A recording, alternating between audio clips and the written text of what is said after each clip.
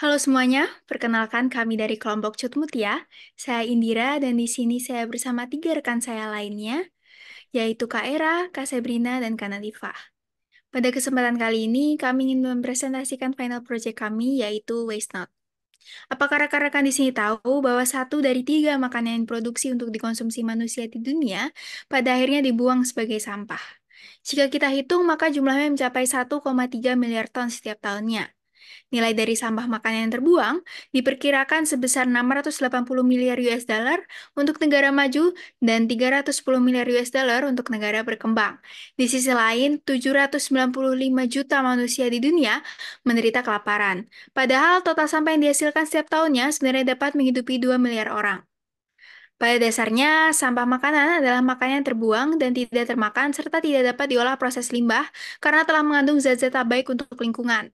Sampah makanan dapat dibagi menjadi dua kategori, yaitu sisa makanan akibat penyajian yang berlimpah akibat budaya berlebihan dari masyarakat urban atau kita sebut dengan leftover. Dan sisa makanan yang terjadi akibat kesalahan perencanaan dan manajemen yang masih layak dikonsumsi ataupun tidak yang kita sebut dengan food waste. Keduanya adalah sampah yang berbahaya bagi lingkungan karena mengandung komposisi kimia yang tidak dapat didaur ulang. Jika sampah makanan membusuk, ia akan menghasilkan emisi gas rumah kaca yang tidak dapat diabaikan begitu saja ketika jumlahnya mencapai puluhan ton. Next, pada tahun 2020, Indonesia sudah memasuki sinyal darurat sampah makanan. Menurut laporan dari UNEP bertajuk Food Waste Index 2021, Indonesia menjadi negara dengan produksi sampah makanan terbaik di Asia Tenggara. Total sampah makanan yang produksi di Indonesia setiap tahunnya mencapai 20,93 juta ton. Bahkan di tingkat dunia, Indonesia menduduki posisi urutan kedua sebagai negara paling rajin menumpuk sampah makanan. Hal itu berdasarkan data laporan di Economist tahun 2011. Berdasarkan grafik komposisi sampah di situs Sistem Informasi Pengelolaan Sampah Nasional atau SIPSN tahun 2023, sampah makanan memiliki persentase terbanyak yaitu 39,91%, disusul dengan sampah plastik di urutan kedua. Melihat data tersebut, menjadikan sampah makanan sebagai dominasi dari segala jenis sampah yang ada di lingkungan ini. Tentunya keadaan ini menciptakan permasalahan bagi lingkungan. Kami melihat banyak makanan yang terbuang sia-sia. Dari latar belakang tersebut, kami merancang sebuah aplikasi bernama WasteNote. Lalu, siapakah target pengguna dari produk kami? WasteNote memiliki target pengguna yaitu perempuan berusia 18 hingga 35 tahun yang memiliki concern terhadap isu lingkungan, serta memiliki keinginan untuk berdonasi. WasteNet adalah sebuah aplikasi yang menggabungkan kepedulian terhadap lingkungan dengan upaya pemberdayaan perempuan, hadir sebagai solusi holistik dalam mengurangi sampah makanan di Indonesia. Next, dengan menyajikan fitur donasi makanan, melalui WasteNet, pengguna bisa berdonasi untuk membantu mereka yang membutuhkan. Kami membagi proses penyaluran donasi menjadi dua bagian. Yang pertama, untuk makanan kemasan yang 2-3 bulan mendekati tanggal kadaluarsa dari toko-toko, dan juga untuk makanan sejenis sayur, buah dari hasil panen berlebih petani yang belum laku terjual. Selain itu, ada pula makanan sejenis roti yang akan kami bantu salurkan untuk didonasikan.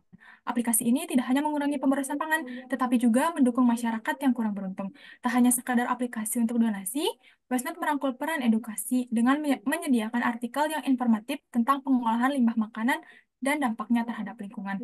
Westnet juga menyediakan laporan kegiatan donasi yang telah dilakukan. Demikian, Westnet bukan hanya sebuah aplikasi, melainkan gerakan yang menginspirasi perubahan positif, memperkuat peran perempuan, dan menyelamatkan bumi satu langkah bijak dalam sekali donasi. Unique value yang dimiliki oleh Westnet di antaranya ini mampu memberikan solusi dengan memanfaatkan digitalisasi untuk mengurangi sampah makanan, menjaga lingkungan, dan mengentaskan kelaparan, serta memberikan kebermanfaatan bagi sesama. Next, melalui WestNote, user bisa melakukan donasi berupa uang. Uang yang diberikan akan dirupakan makanan atau minuman, lalu akan dibagikan kepada penerima donasi.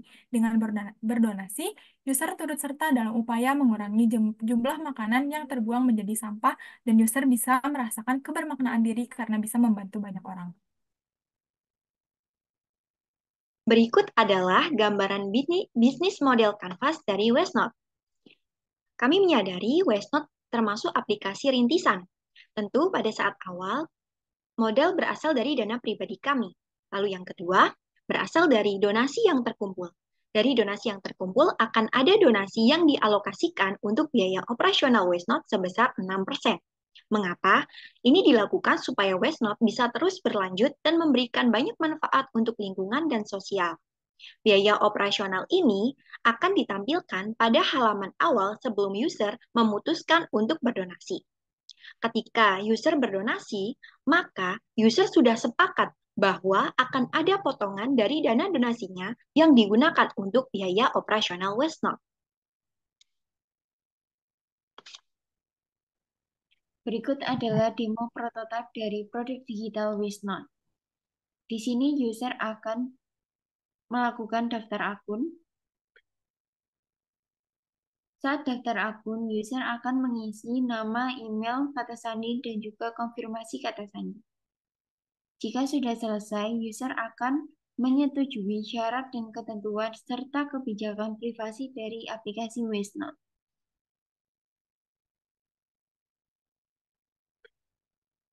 User akan menerima kode verifikasi OTP. Jika akun telah terverifikasi, maka user dapat masuk ke halaman utama aplikasi Westnode.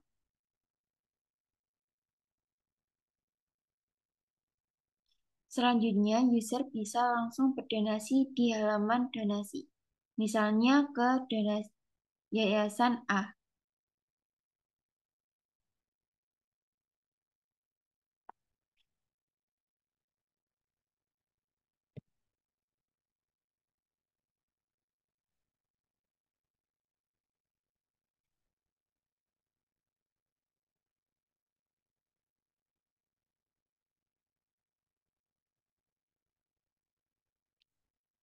Untuk flow penyalurannya, untuk makanan kemasan, donasi yang diberikan berupa uang dan sudah termasuk biaya operasional yang dikumpulkan selama periode 2 minggu.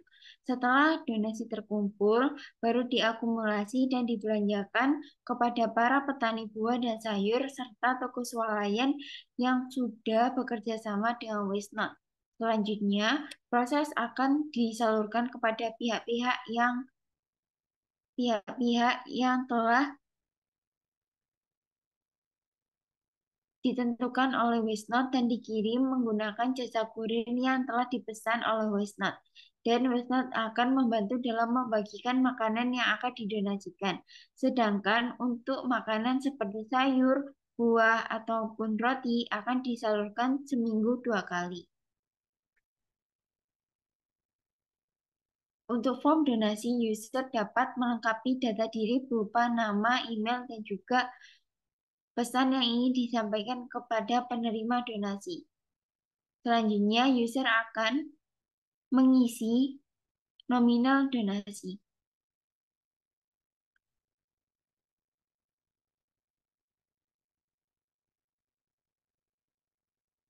User akan memilih metode pembayaran. Setelah melakukan metode pembayaran, user akan menerima nomor pembayaran. Jika sudah, user dapat mengirim donasi. Jika sudah berdonasi, riwayat donasi dapat dilihat di halaman donasi.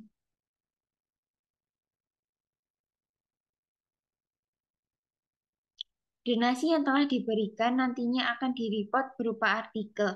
Nah, artikel ini berisi banyak laporan kegiatan mengenai donasi dan juga artikel-artikel mengenai lingkungan, terutama dampak negatif sampah makanan.